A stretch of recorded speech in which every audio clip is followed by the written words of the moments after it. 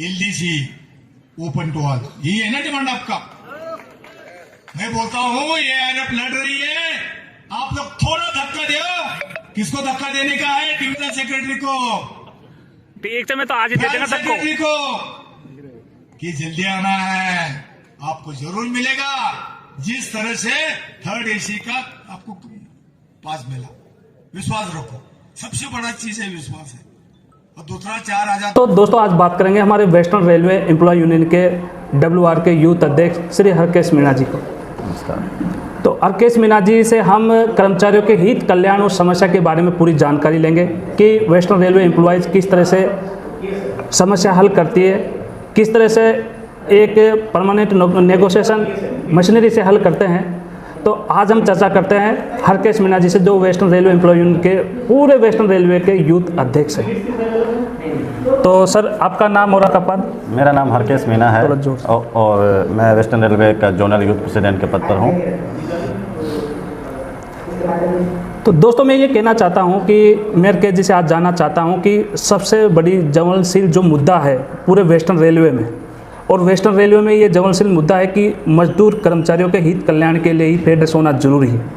आज का मुद्दा यह है कि आज ट्रैक मेंटेनर कैटेगरी में सबसे बड़ा मुद्दा बन चुका है कि इंटर डिवीजन, इंटर रेलवे के लिए कर्मचारियों का ट्रांसफ़र, क्योंकि 2014 से 2012-13 से भी NOC आकर पड़ी हुई है, परंतु उन लोगों को उसके घर के नज़दीक अभी तक वेस्टर्न रेलवे के 6 डिवीजनों ने नहीं छोड़ा गया। तो इसके बारे में आपका क्या कहना है? इसके बारे में यही कहना है कि हमारी वेस्टर्न रेलवे के महामंत्री जी और सभी मंडल्स के मंडल मंत्री और सब ने इसके लिए सभी PNM में भी आइटम लिया है और PNM में आइटम लिया है, लेकिन इसमें ऊपर से आदेश है जब तक कि पूरा पैनल ट्रैकमैनों का या जिनका पैनल, अगर पूरा पैनल जितनी वैकेंसी, क्योंकि यहाँ पे वैकेंसी की पोजीशन भी काफ़ी खाली है सभी मंडलों में, तो जब तक पैनल आके पूरा पैनल आएगा, वैकेंसी का कोटा जब पूरा हो जाएगा उसके बाद अगर गुंजाइश रहेगी तो इसको बिल्कुल इसमें ट्रैकमैनों को छुड़ाने का काम हम करेंगे 10% के हिसाब से।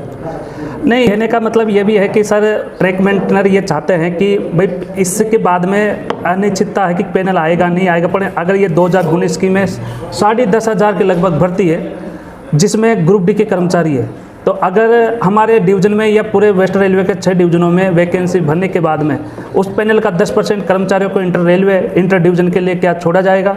वो वहाँ की पोजीशन के हिसाब से देखा जाएगा कि पीसी का आदेश रहेगा कि वहाँ अगर कितने % वहाँ वैकेंसी की पोजीशन खाली है, तो उस हिसाब से अगर मानो वहाँ पे अगर थोड़ा ज़्यादा वैकेंसी वैकेंट नहीं है तो वहाँ का कुछ % हम छुड़वाने का प्रयास करेंगे। दोस्तों हरकेश मीणा जी का यही कहना है कि भोसले साहब जो महामंत्री है वेस्टर्न रेलवे एम्प्लॉय यूनियन के और 6 डिवीजनों के मंडल मंत्री मतलब मंडल सेक्रेटरी का कहना है कि सभी PNM में आइटम लिया हुआ है।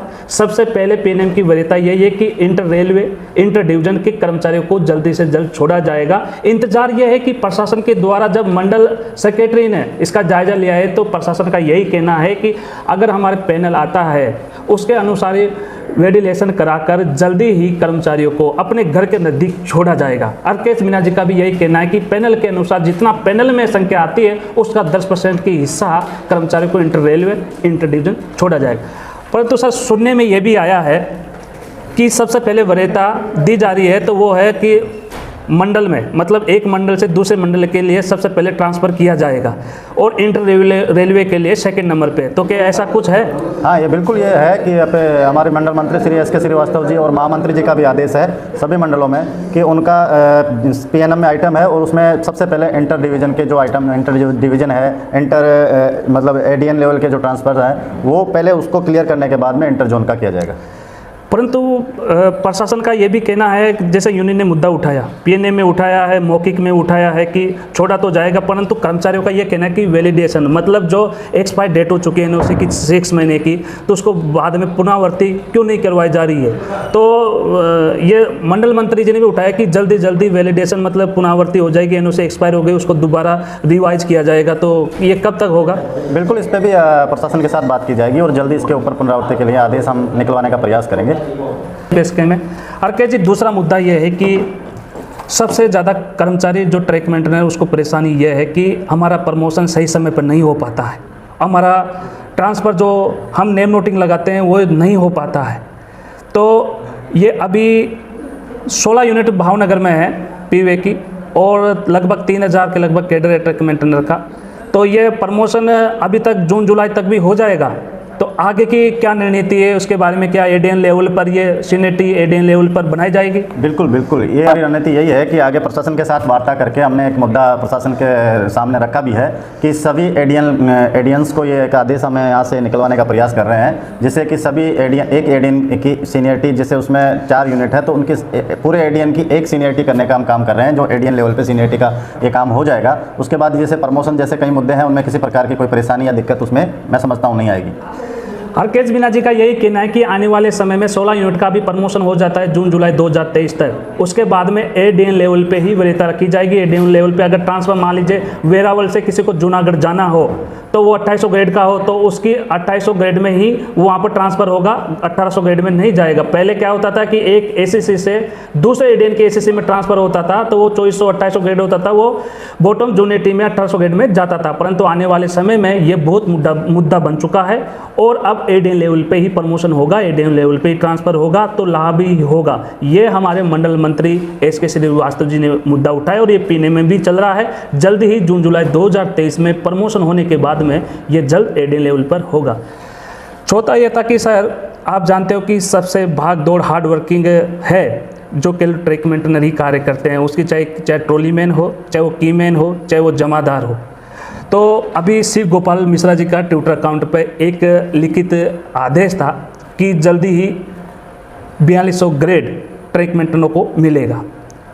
उससे पहले शिव गोपाल मिश्रा जी ने 2020 में पहले 6:10:20:50 के अनुसार प्रमोशन होता था, पर 2020 में शिव गोपाल मिश्रा जी के नेतृत्व में 10-20-20-50% के अनुसार प्रमोशन हुआ।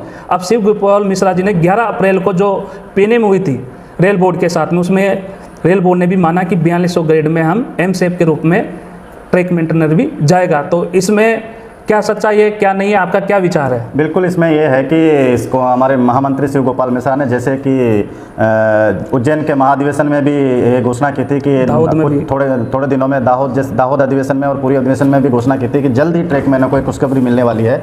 और ट्रैकमैनों का जो 4200 का काफ़ी समय से ट्रैकमैनों की मांग थी कि हमें भी एक एमसीएफ के जैसे एमसीएम का एक दर्जा दिया जाए ताकि हम ट्रैक मेंटेनर के रूप में सीनियर ट्रैक मेंटेनर के रूप में कार्य कर सके और हमारा उसमें ग्रेड पे 2800 से 4200 हो जाए। तो ये डिमांड रेलवे बोर्ड को हमने शिव गोपाल मिश्रा ने एआरएफ के मंत्री ने अभी जस्ट पीएनएम में बोर्ड पीएनएम में रखी थी, तो इसमें रेलवे बोर्ड ने समीक्षा करके इसको जल्द लागू करने का आदेश निकालने की बात कही है। यही बात सभी कर्मचारियों को बहुत ही खुशी उत्साह कर रही है कि 4200 ग्रेड में भी ट्रैक मेंटेनर जाएगा। ये एक बहुत ही बड़ा संवेदनशील मुद्दा था जो एआरएफ के महामंत्री राष्ट्रीय महामंत्री शिव गोपाल मिश्रा जी ने उठाया और ये शिव गोपाल मिश्रा जी के सभी कर्मचारी धन्यवाद दे रहे हैं। तो बिल्कुल ये मुद्दा इसीलिए ज़्यादा महत्वपूर्ण रखता है कि ट्रैकमैनों को कहीं ना कहीं कई दूसरे डिपार्टमेंट के कर्मचारी थोड़ी असहनीय भावना से देखते हैं क्योंकि वो ट्रैक के ऊपर काम करते हैं। इसीलिए थोड़ा इसे जो अगर एमसीएफ का दर्जा अगर ट्रैकमैन को मिल जाएगा तो सभी ट्रैकमैनों को काफ़ी इसमें प्रशंसा होगी और खुशी का माहौल इसमें क्रिएट होगा। दोस्तों, इंडियन रेलवे किसान यूट्यूब बार बार समीक्षा करता है अधिकारियों से और यूनियन अधिकारियों से कि कर्मचारियों तक हर चीज़, हर नॉलेज, हर समस्या, हर लाभ तक पूछे कर्मचारियों तक। दोस्तों, आखिरी सवाल यही पूछूंगा कि आप कर्मचारियों के बारे में क्या कहना चाहते हैं? मैं यही कहना चाहता हूं कि कर्मचारियों के बारे में कि कर्मचारी जैसे हमारा बहुत बड़ा संगठन है, 100 वर्ष हमारा संगठन ने पूर्ण कर चुका है। तो सब अभी 24 तारीख को हमारा संगठन एआरएफ और डब्ल्यूआरयू मिलके एक 100वां वर्ष के उसके सेलिब्रेशन करने जा रहा है। तो सभी कर्मचारियों से मैं यही कहना चाहूँगा कि आप सबको पता है कि कर्मचारियों की जो समस्याएँ हैं, उनके साथ जो अत्याचार या हरासमेंट किसी प्रकार की कोई भी अगर समस्या होती है, ये पॉलिसी मैटर को लेकर या जो भी बोनस जैसे है, कई मुद्दे आज तक रेलवे एआरएफ और डब्ल्यूआरयू ने हड़ताल करके जो कर्मचारियों को दिलवाया है, उनका हक हमेशा दिलवाने के लिए हमारी यूनियन हमेशा तैयार रहती है, तत्पर रहती है। तो मैं यही कहूँगा कर्मचारियों को एक संगठन के साथ मिलकर डब्ल्यूआरयू के साथ जुड़ के रहें। ये आपको हमेशा जब तक आप रिटायरमेंट होगे तब तक आपको हमारी यूनियन साथ देगी और हमेशा आपके साथ खड़ी रहेगी। आरके जी ने बिल्कुल सही बताया कि कर्मचारी अपने परिवार गांव को छोड़कर, चाहे रेलवे में हो चाहे वो कोई भी हो, गांव को छोड़कर कर्मचारी आता है तो एक ही सबसे शक्तिशाली भारत में यूनियन बची है तो रेलवे की फेडरेशन यूनियन बची है। और एआरएफ हमेशा कर्मचारी हित कल्याण के लिए लड़ती आ रही है। चाहे वो नया कर्मचारी हो, पुराना कर्मचारी हो। हमको जब जरूरत पड़ती है, हमारा प्रमोशन रुक जाता है या हमारा हरेसमेंट होता है या किसी भी डीआर केस आ जाता है, तो हम भगवान को याद भी नहीं करते, हम करते हैं तो यूनियन को करते हैं। इसलिए हमेशा यूनियन किससे मिलकर बनी है? कर्मचारियों से। तो कर्मचारियों की बदौलत ही यूनियन चलती है। यूनियन केवल काम करती है तो कर्मचारी हित कल्याण के लिए काम करती है। तो आप सभी से मैं यही अपील करता हूं कि संगठन ही हमेशा मजबूत कड़ी में रहता है। हर हम कर्मचारियों से मिलकर ही संगठन बना होता है। तो आप इस संगठन को कमजोर की बजाय मजबूत कीजिए कि हमेशा रात हो या दिन 24 घंटा आपकी समस्या हक की लड़ाई के लिए हमेशा तैयार रहता। थैंक यू हरकेश मीणा जी। धन्यवाद आपका बहुत बहुत।